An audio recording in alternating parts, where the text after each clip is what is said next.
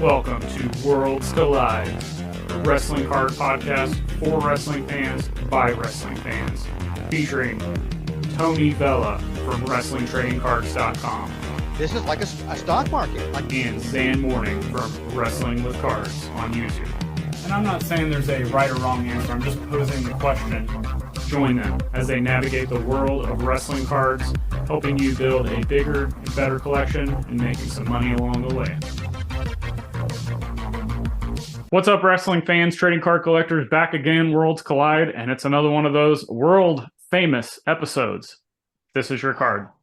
Oh, I feel like we have several world famous episodes, but yeah, I'll go with that. Maybe we're getting a reputation. I don't know if it's such a good one, but hey, we're moving on. We're moving on. Onwards and upwards. All right, today we're going to be talking about Mark Henry. And once again, a lot of you might be saying, where do we get these names? Sometimes they're requested, and sometimes I remember who requested them. Sometimes I don't, because as Tony has established, I think you've said we are bad at this, but I'm the one who's actually curating some of the notes, so I will take the blame on that. But then again, I do a lot of the random, generate a wrestler name, and whoever it generates is who we're going to talk about. So we got Mark Henry today, according to Trading Card Database, 540 cards. Which, based on his career, I think that's a pretty good number. Like, it's not too low, it's not too high. It sounds just about right. Yeah. Yeah, for a talent like that, I mean, not like a Rock, Hogan, Cena, where you're going to have thousands of cards, potentially. So Porridge tasted just right. Not too hot, not too cold. Already off the rails on this one. All right, let's talk about rookie card, first card. I'll go first. And it's a little bit outside the box. The 1996 Upper Deck USA Olympics. I believe it's card 104. And the reason I picked that is, to my knowledge, it's the first appearance of him. It's not a wrestling card. It more signifies his time as, his gimmick, the world's strongest man, and his Olympic weightlifting. And I think it's a cool shot of him lifting.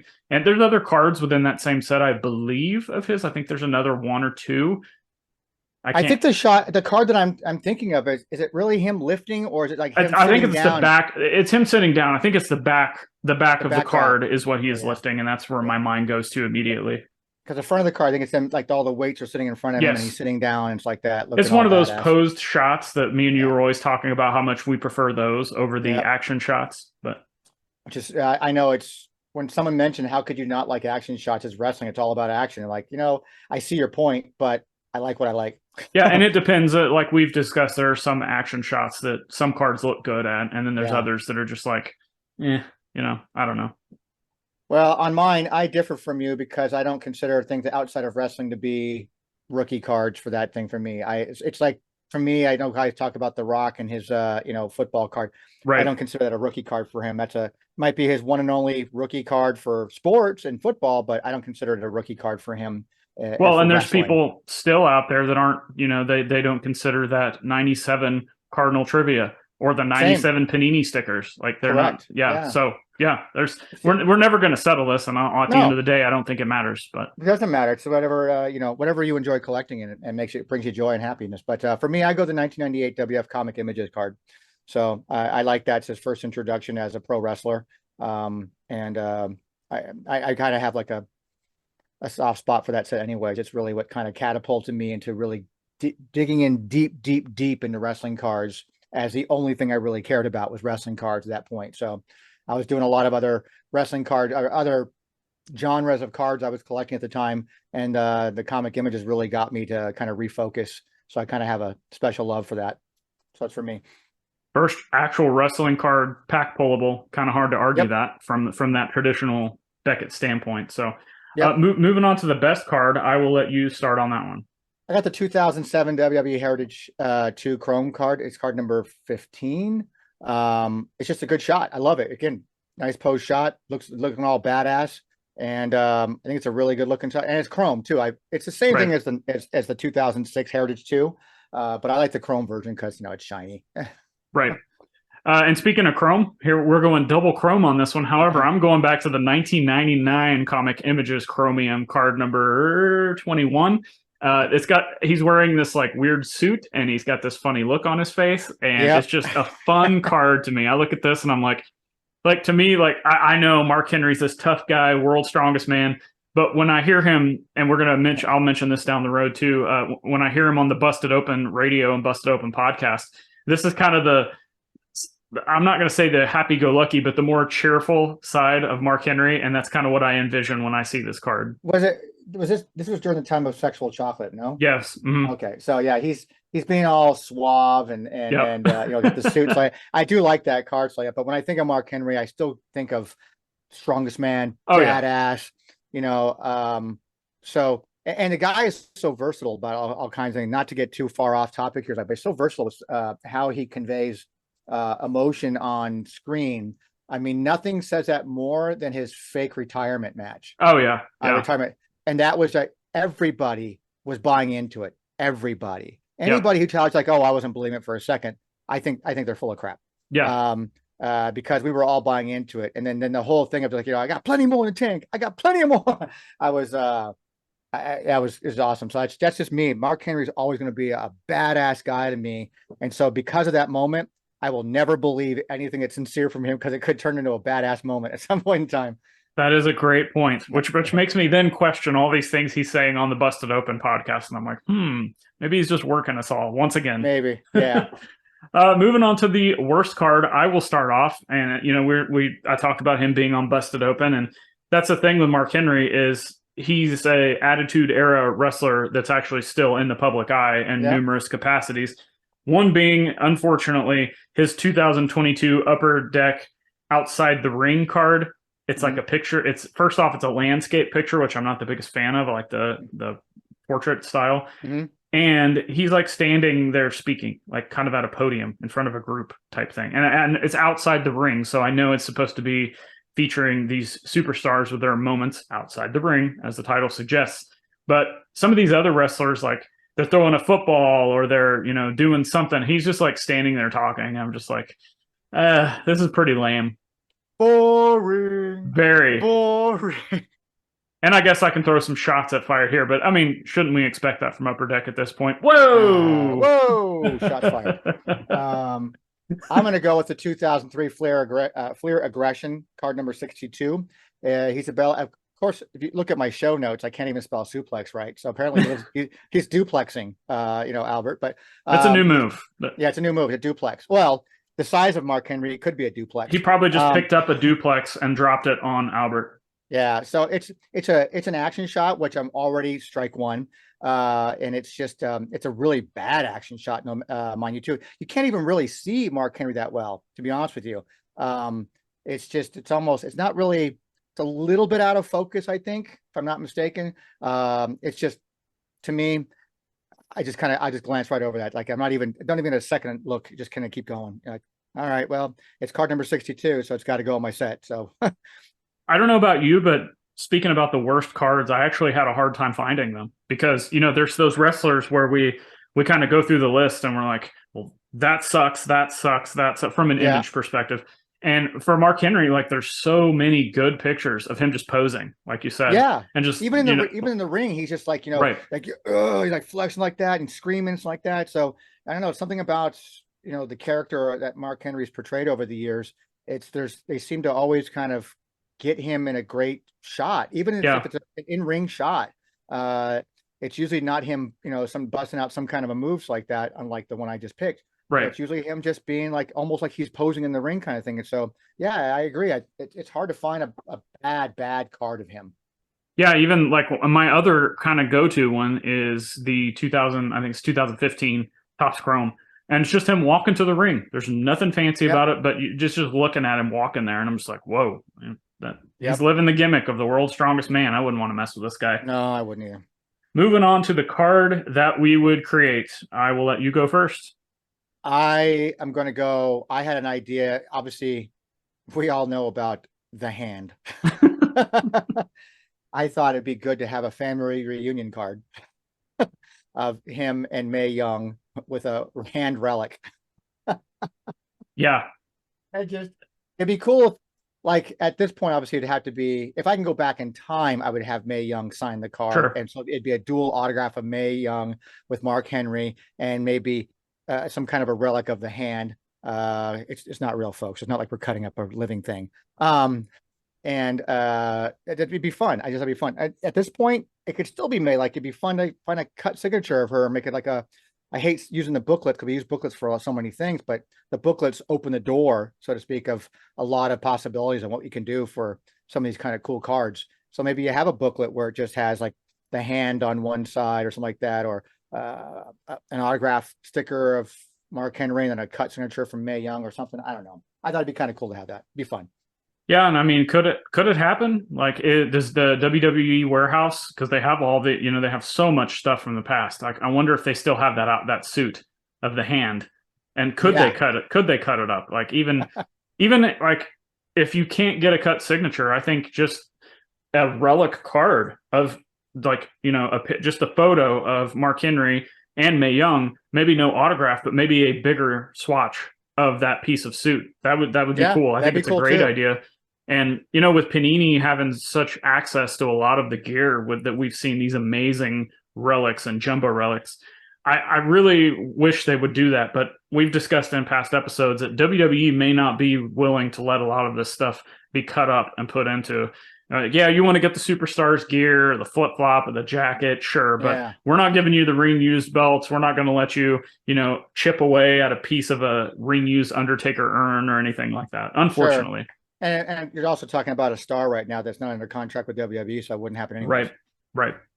Although, how did like I don't know that you how much you dug into it, but there were some signatures in the 2023 Prism release that are not in WWE, and they're not like on like Bubba Ray right off the bat. And I'm like, well, he works for Impact. Impact's a little bit different though, because I think they have a working relationship when you have someone like Mickey James coming over and then going to the Royal Rumble and stuff like that. There's Impact has always been a little bit different when it comes to how they let their talent go out and do other things. They're more willing to let talent go out and do independent stuff and take bookings out elsewhere. So I think there's a bit more of a working relationship there. It's also interesting that I feel like in the past, like even 10 years ago, WWE wouldn't dare acknowledge any other place. Oh, no. And now they do. So it's because we live in a different world now. I mean, obviously the internet plays a big key. Right. So there's a lot, you're not hiding anything from anybody really in this case. It's not often we get surprised that, oh my God, Eric Bischoff is now on Raw. That just kind of, we don't live in a world like that. So everybody has to know everything ahead of time, which is sad in a way, but. All right, for mine created a card and stick with me on this. So I'm going to go back to, and I want the exact style of the 2002 Fleer All Access Relic cards. Yeah. That being said, you would have to make I don't know how they would do it, but I would want again, it's a fantasy booking type thing. I would want a piece of the weight plate chipped off and put in a relic card. It could be like, minuscule even, or it could be one of those like, we've talked about some of those non-sport relic cards that are like as thick as a book because they've got some kind of prop in them. Something like that, but I would want it designed just like the 2002 Fleer Access Relic. And you could even chip it away with a little bit and just have like a sliver in there. It's all right. And this is something that actually could be done because Upper Deck owns the Fleer properties. Correct. And they make all those things. And with Mark Henry being an AEW employee currently, realistically, it could happen. Is it going to? No, not probably ever going to happen. But I can dream. I think it would be really cool that this is probably, if you're not like, we've got all those custom card creators out there that do really good high-end products. So if you're not somebody out there making a relic card for an independent wrestler or something like that, this is something that could realistically be done. But I think it'd be cool. I like the design. I like what you picked too from the All Access. I like that because that's got some cool stuff in it already. Those cards with the relics in them have the not the history that like the WCW autographs have or the Wrestling All Stars, but they've got this following behind them. Yep, they do, and I liked it because they were very specific on what events those things came from too, which is really nice. Right. All right, so moving on, what do you think thoughts going forward are with Mark Henry cards from investment standpoint, from collectability? Like, what's your just kind of big picture takeaway?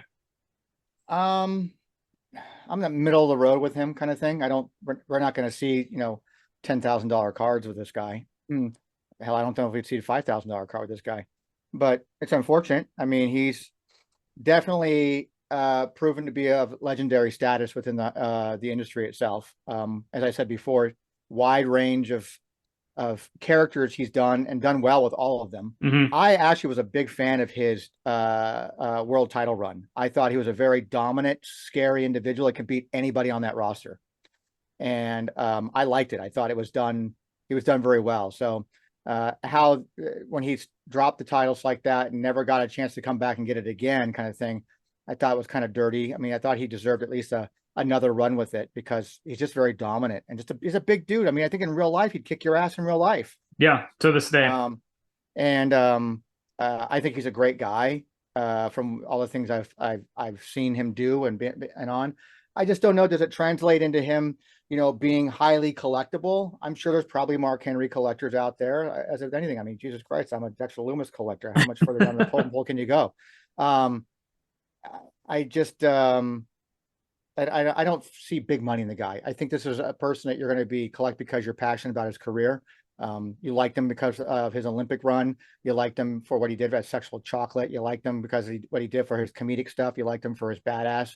You like him for what he's doing now. So I don't think there's going to be big money with him. I could be wrong. I just think that he's going to be I think he's a fun collection.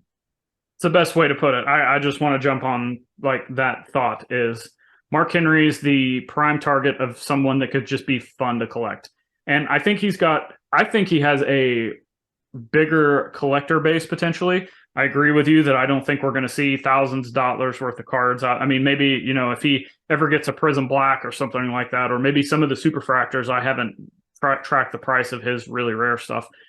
But I think that there could be a bigger collector base for him because there's the Attitude Era fans, there's the kind of middle of the road world title reign fans, and then there's the people who know him in AEW and know him for Busted Open. So it's not like guys we've talked about in the past, like Brutus Beefcake, Shane Douglas, like they have fans, they have cards, but for modern day, they're not in modern products. Maybe they're not as in the public eye with podcasts and videos and stuff like that, like Mark Henry is. So I think that he appeals to a broad base. And when you look at some of the stuff he's in, you want AEW products, they're all out there. You want a gold refractor, go back and look at his Topps Chrome stuff. Like he's got such a wide variety of types of cards that you can collect, from autos, gold refractors, base cards, like everything is out there. So for somebody that is a fan, it could be fun to collect. Yeah, that's a great point. And I think affordable too. I think he'd be a great, person to go out and collect. If you want to go on PC and be a super collector of some sort, or even just somebody, I think he's very affordable. I don't think he has anything that's overly priced. I think he's very affordable.